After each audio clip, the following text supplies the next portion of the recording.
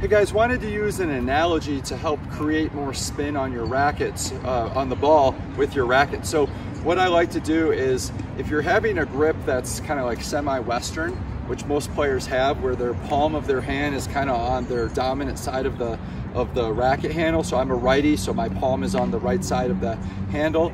You know, that kind of makes my palm where my strings are. So a lot of racket players, I kind of just say palm, and that means string, but they don't know where their strings are maybe, but they know where their palm is.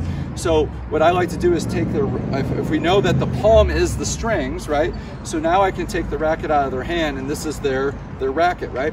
So now I just try to get them into a low five position. So they low five me here, and then I just keep them there, and then I'll put my hand up here and I'll say high five me. So they'll go from this position and they'll come up to high five me.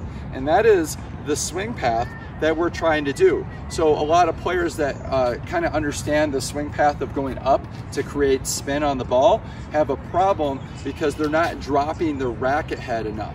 So the low five position right here is really important because that allows you to get under the ball and lift over. And now we are coming up. So this is the low five position with our strings, and we're coming up to the high five. So our swing path is here all the way up through, and then through and over wherever you want to finish, okay?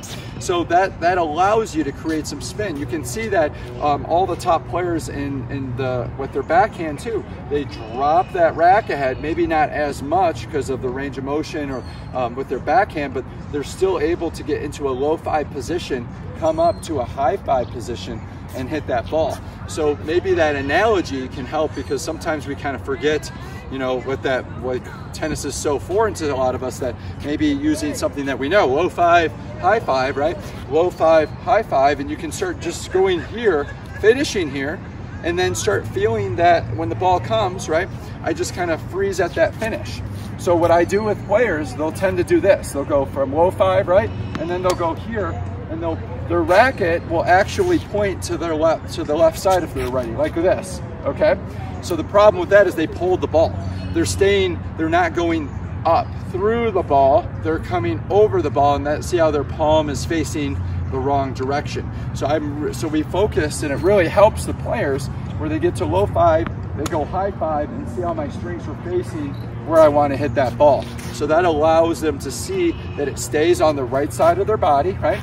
And they're kind of keeping the strings facing their target.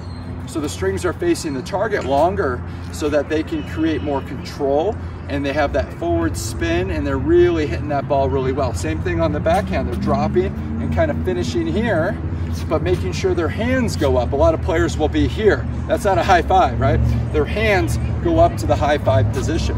So then that alleviates the wrist action that a lot of players tend to do, and their hand goes up on both sides. That allows that spin to happen.